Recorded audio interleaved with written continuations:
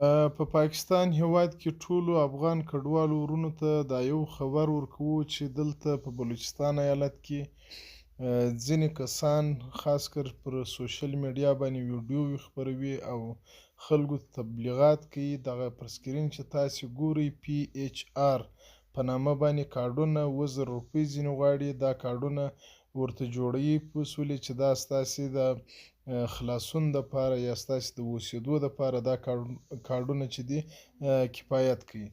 ټول افغان کډوال باید خپل افغان کډوال د دغه خلکو څخه او د دغه جعلي کار څخه خبر کړي چې دا نه په UNHCR پورې تعلق لري، نه په IOM پورې تعلق لري، نه د پاکستان په حکومت پورې تعلق لري، نه د افغانستان په حکومت پورې تعلق لري.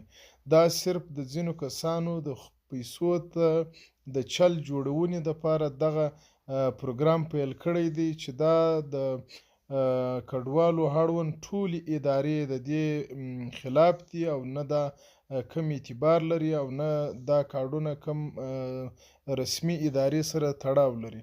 نو بیا هم موږ د ټولو خپلو افغان کډوالو وروڼو څخه په ډېر درنښت هیله کوو چې خپل افغان کډوال ناخبره وروڼه خبر کړي چې د دغه خلکو په جال کې رانشئ. در دې کارډو د جوړونې ډېر مخکې ما پر دې باندې ویډیو کلیپ جوړ کړی و چې زموږ کارډونه چې دي هغه پیوار کارډونه UNHCR جوړوي، دا شنه کارډونه، او ژړ کارډونه چې دي هغه د IOM د ادارې د خوا څخه په 2019 کې جوړ شوه.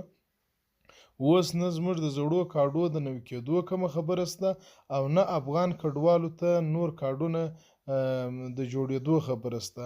دا د روان 2024 کال د جون د 21 نیټې څخه وروسته زموږ د کارډو زموږ ټول مشکلات بیا معلومیږي چې موږ پرېږدي یا مو استوي. مننه.